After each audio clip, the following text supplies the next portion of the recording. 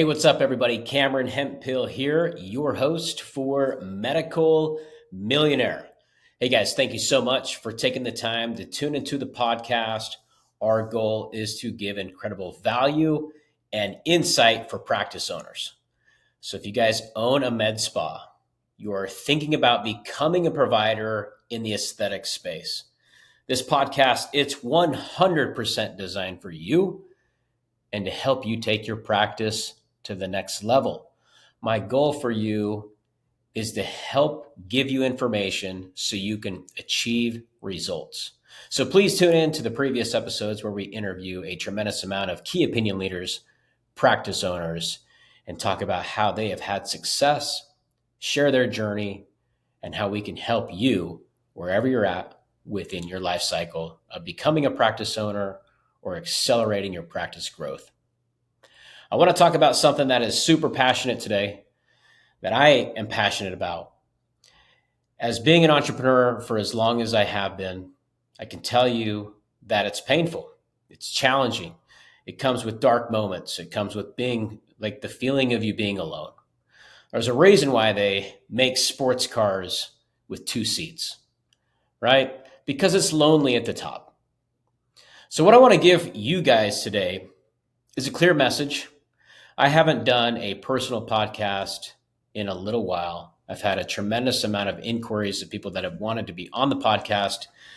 And so this time that we are going to spend today together, I want to take you through the ultimate playbook on how to make more money in your practice. And you can apply this to any aspect. I don't care if you've had your practice for 0 days, if you're looking to open up your practice, if you've had your practice for 1 year, 3 years, 5 years. Shoot, I was on the phone with a provider the other day that have had their practice for 16 years, which is a tremendous amount of time. And they're still looking at ways that they can grow and achieve results. So that being said, I want to jump into it. Again, this is the ultimate playbook on how to make money in your practice. The first thing I want to talk about, and I've talked a little bit about this on my previous episodes and some of the social channels that we push out. But please, the number one thing, get your head right. Beat the sun up. What do I mean by that? Maybe some of you have heard Cameron say before, like, hey, beat the sun up. Like, what does that mean? Does that mean like I need to wake up early? Like I already wake up pretty early. But it goes much deeper than that. Beating the sun up means, yes, being an early riser. Data shows that people that wake up early tend to have more success. They tend to make more income. They tend to achieve results. They tend to be affluent. I'm sure you guys have heard the term, the early bird gets the worm, right? And that applies to like every aspect in life. But again, it goes deeper than that. Yes, beat the sun up. So for me, I get up at 4:30 a.m. I like the quiet mornings. It's peaceful.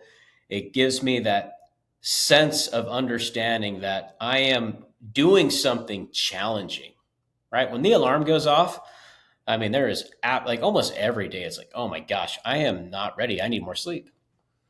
But I get excited. Even if I'm not feeling it, I tell myself, I convince myself, hey, you're excited.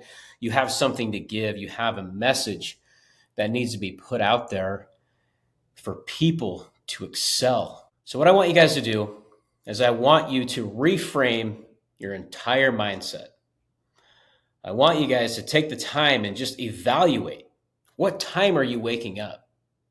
Can you wake up a half hour early? Can you wake up 20 minutes early? Can you wake up an hour earlier every single day? And trust me, I believe in all the benefits of sleep. I totally get it. But for those that understand the value of compounding your time, they are the ones that leap the competition. That competition can be other practices out there. That competition can be yourself, right? And so what I want to say is if you wake up an hour earlier every day and you compound that over a year, you just gain 365 hours. Now, what can you do with an extra 365 hours of time? What can you achieve? Kobe Bryant, one of the greatest NBA players of all time. I wouldn't say he's my favorite player of all time. I actually don't even really follow NBA sports. I'm too busy doing everything that I'm doing. But I did have the opportunity to learn about how he achieved success and results. And one of the biggest things was he was always a individual that pursued success and compounding time. And so as he would just continuously practice in the gym, he was always like the first one there. And what it did was it created leadership. It obviously combated the time, but it created leadership. Like his team started to notice. He started to notice. And what happened was he was able to achieve amazing results. Okay, so number one, wake up early. Definitely change your mindset, guys. The other thing I want to jump into is wake up correctly. Please don't wake up and the first thing you do is grab your phone and pull up social media and start scrolling. I know that people that are tuning into this right now are absolutely guilty of this. Please challenge yourself to stop doing that. Wake up with no distractions, no phone, and then have a plan and be disciplined about that plan and go execute time and time and time again. So let's look at what an early rising disciplined morning looks like. What I'd love for people to do, wake up early, no phone, and plan out your goals. Plan out your goals, review your goals. And the way that I'd go through all your goals is I would go through what is important to you and what do you want to achieve personally, financially, spiritually, around your families, around you as a practice owner, like where are you at? Truly evaluate where you're at and where you're trying to go, and then give timelines on those goals and hold yourself accountable.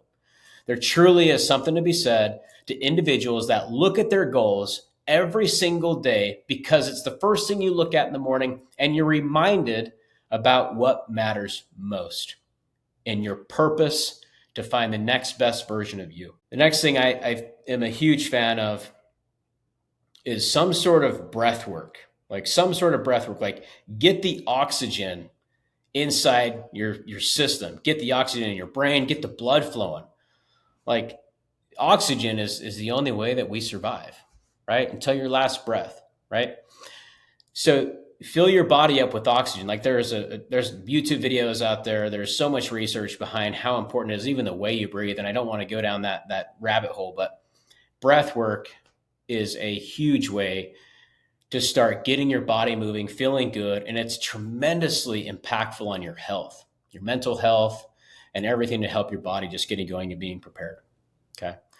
Make sure to stretch. Like as we get older and as we age, especially for the audience here, like you guys are constantly trying to work with your patients to anti-age them while they're still aging, right? You may give them a service or a treatment to help anti-age, but tomorrow, the next day, like we're all still aging. We're older today than we were yesterday, even if we had some sort of treatment. And that's the challenge that you guys have, right? It's interesting when you really, really break it down and think about it. Do some sort of physical fitness, whether it's yoga, a walk, a run, weight training, something to build muscle, something to keep you active. Like it's super important to build skeletal muscle as an entrepreneur, as a human being. Like there is so much research out there on how important it is to build muscle within your body. And really, like it turns on your brain and it makes you feel confident. It makes you feel good. So when you go to the practice, you show up with intention. You show up as a leader. You show up feeling good. You are the leader and you need people in your practice to follow you as the example. They have to see you as the leader. So if you are the one that's walking into the practice, maybe you're a little bit late, you got the Starbucks in your hand, like you're hoping that the team is kind of running things while you just kind of like roll on in. Like be the first one to the practice. Why aren't you? And this is just a moment where I'm saying, hey guys, I know that there is practice owners out there that are letting providers, front desk, admin, like run the ship, which like, hey, you have to have good synergy. You have to rely on your team. I totally get it. But if you are in work mode and you are at the practice and you are conducting treatments and you are an entrepreneur and you want to run your practice like a true business owner, be a leader, show up and beat everybody there. Like, it's super important. When they see that, they are going to start showing up with more intention. They are going to start following your shoes. They are going to want to help elevate themselves as an employee, as a team member, and ultimately give your patients the best experience possible because they showed up to play. They showed up with intention. They showed up the right way, right? The other thing that I'm a big fan of is doing some sort of like sauna, sweat, like get the inflammation out of your body. Cold plunge is like a super hot topic, something that I've actually dove into pretty recently.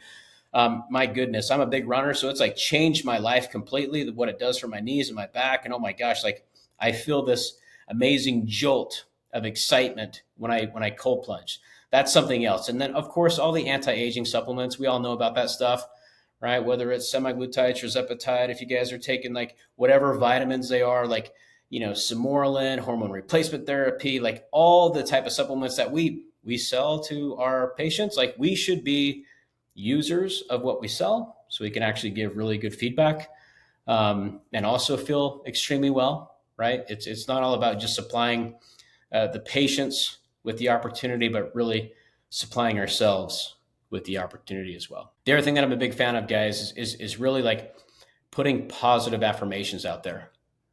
Putting positive affirmations out there and then visualizing those affirmations and visualizing things coming true in your life that you expect. Visualizing your goals actually happen. Visualizing is putting things out in the universe that are positive, that are going to come to you. And I'm telling you, I have followed so many successful entrepreneurs. I've read books.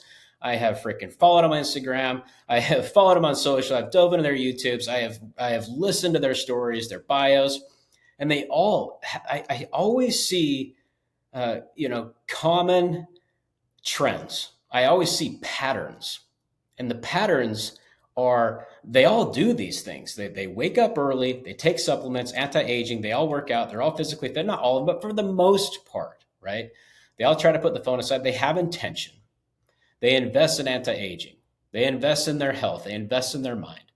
They listen to some sort of audiobook, right? They are trying to educate themselves, right? They're always looking for the next best way to become better, to just get like 1 inch, 1% better, right? And so you can see these patterns within people that have had a tremendous amount of success.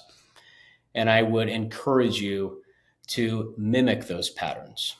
I have seen things come true to me that I never thought were possible. And I know that there's practice owners that actually do this objective and have the discipline to do this.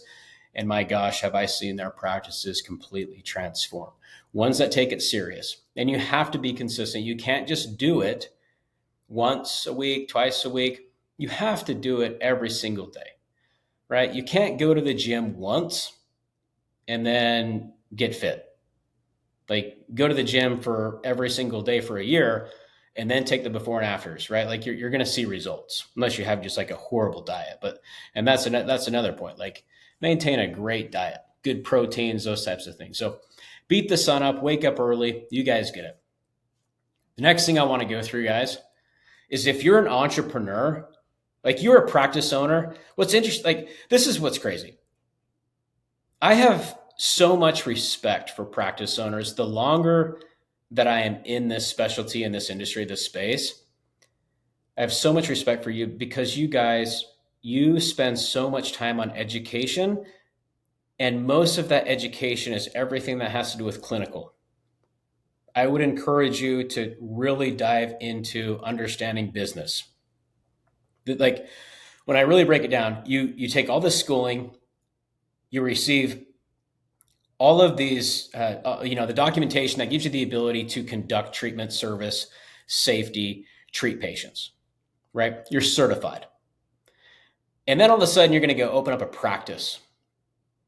And this is a business, right? And most people do it with zero business background, and like practice owners just have to learn the hard way. And they have to learn marketing, and they have to learn about tech and tools and CRM and EMR systems and finance, and they have to learn it the hard way. So what I would encourage you to do, whether you're a new practice owner, or you're a seasoned practice owner, know your numbers. Like, it is your duty and obligation as a entrepreneur and business owner to know your numbers. Like, and you have to learn finance.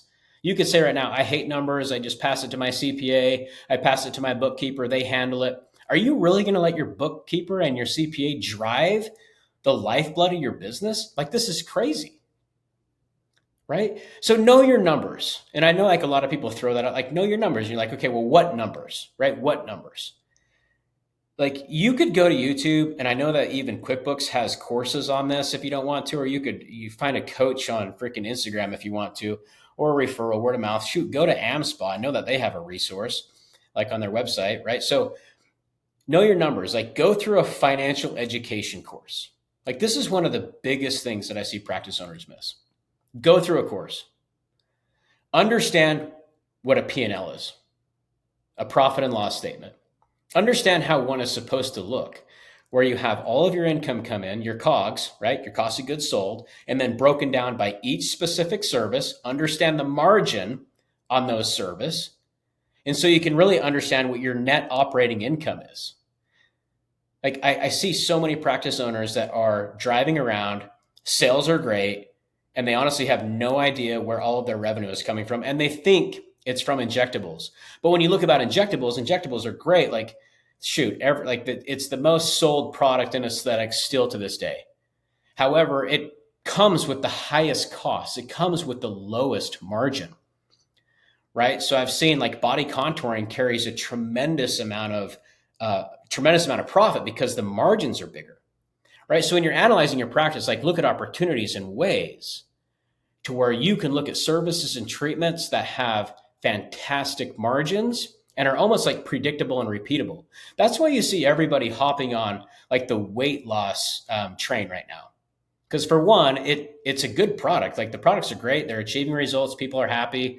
Who knows what's going to come of it in the future? I think there's so much studies on it, but I don't want to go down that rabbit hole. What I'm saying is it's good for business, right? Because it's reoccurring.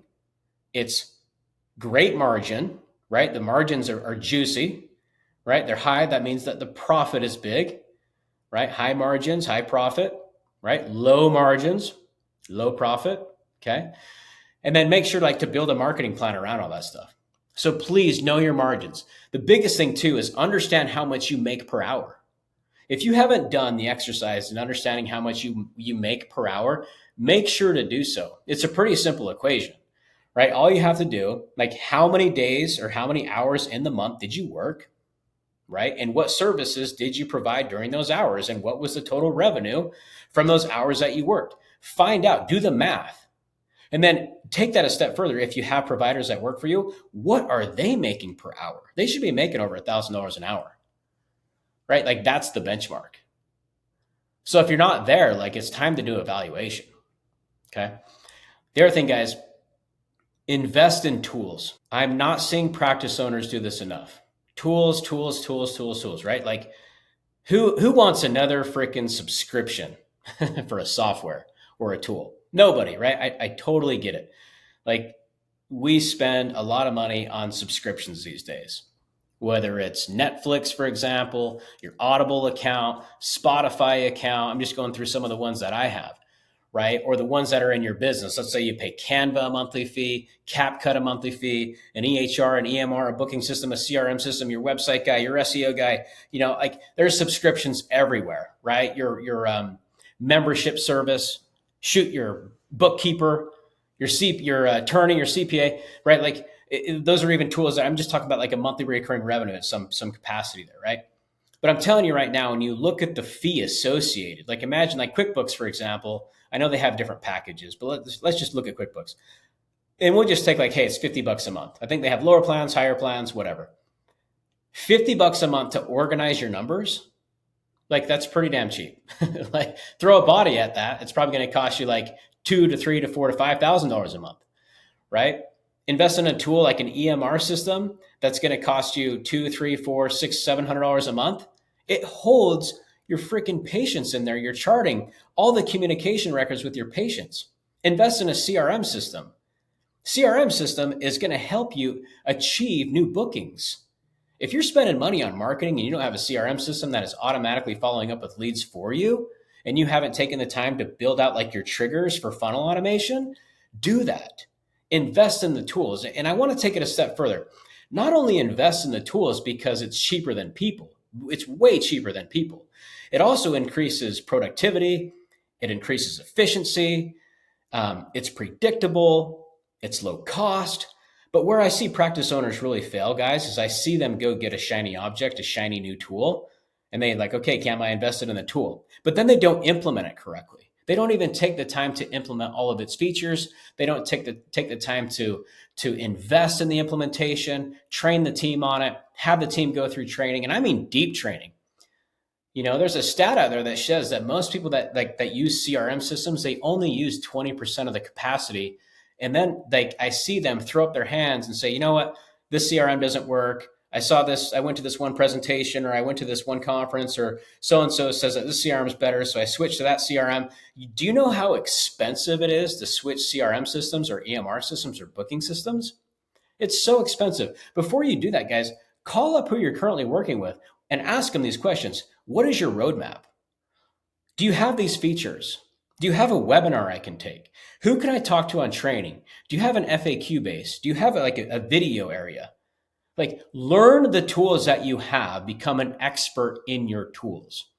Because chances are you could switch an EMR system to another EMR system when you already have that feature in your system. Now, whether you like that feature or not, do the analysis. Is it more expensive to have like a feature that you may like better because of user experience, user interface? Or is it cheaper to keep the one that you have and invest in what you already have?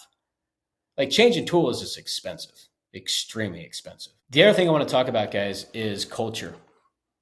And I'm talking about team culture here. When people go to a practice as team members, they want to be excited. If they're not as excited as you, it's time to work on team culture.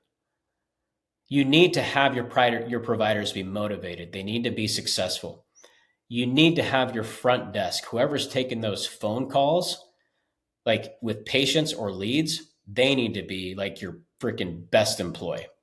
If they are not trained on sales and know how to talk about all of your treatments and why you are the best, when that phone rings and they answer that phone call, they need to know every single answer and be able to get that person in the door.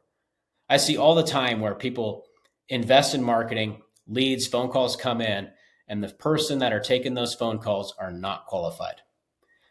And they will answer the phone. They won't ask the right questions. They won't bring them in. They won't give them value. They won't explain things. They won't tell you why you are the best around. Like, they don't have a sales background. They have a front office admin background. That should be an area where you are always focused on taking those phone calls, knowing how to get patients in the door. Like, if you guys haven't invested in that, like, shoot, go to Terry Ross's, her consulting course.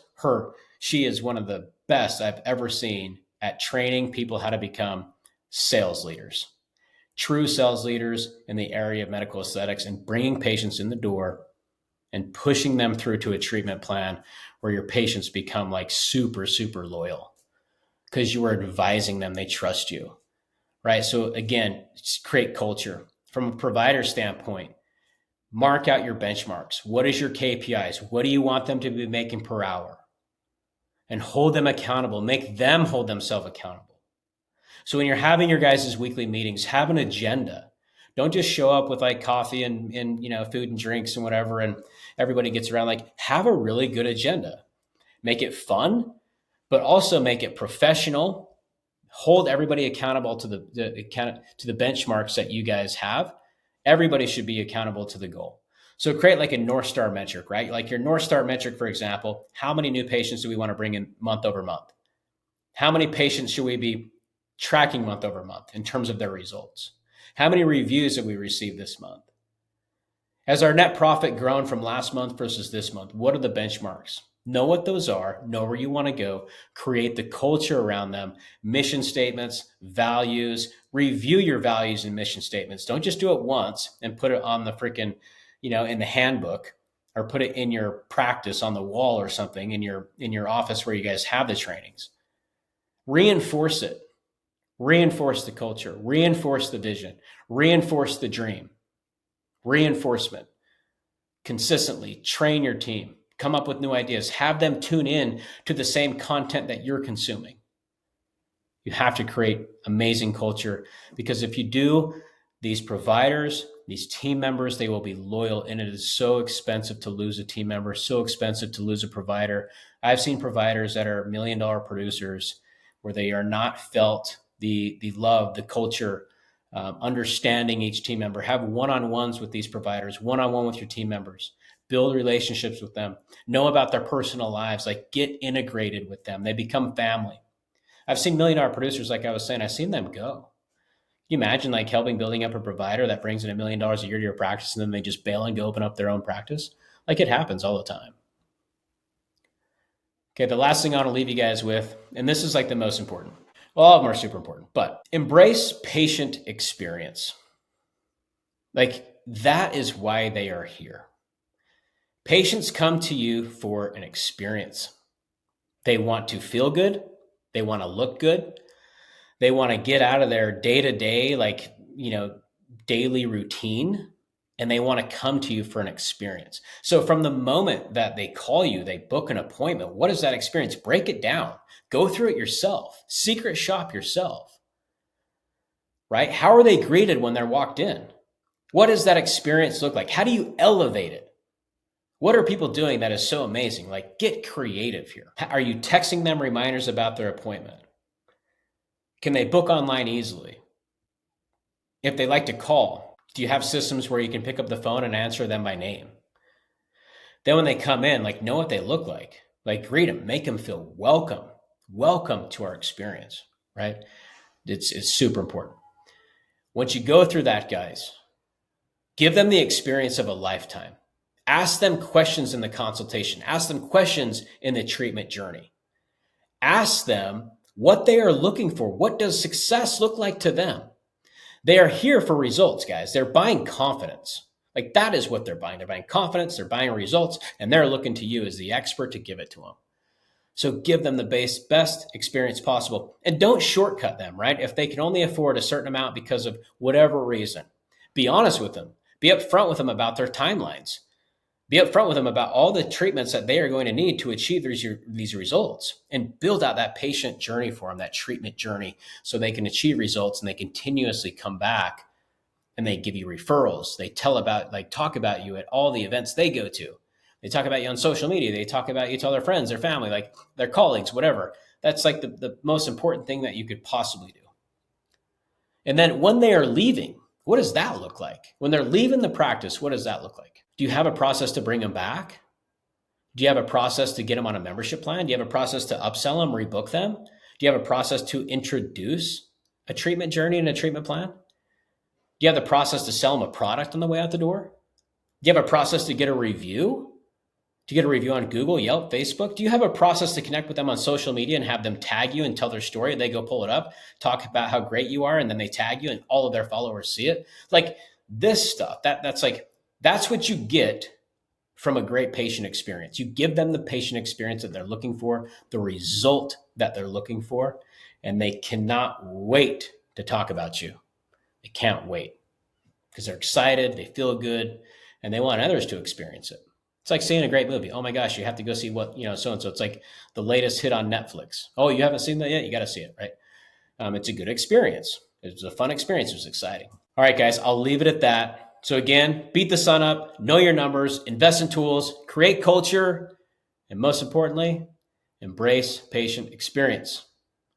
Thank you guys so much. Please do me a favor. If you found this content valuable, if you found this episode valuable, please share it. Please share it. Please like it. Give us a review. I do all this stuff for free. I just like to put it out there just to help anybody just get to that next level of what they're looking for to achieve success. Until next time, happy injecting.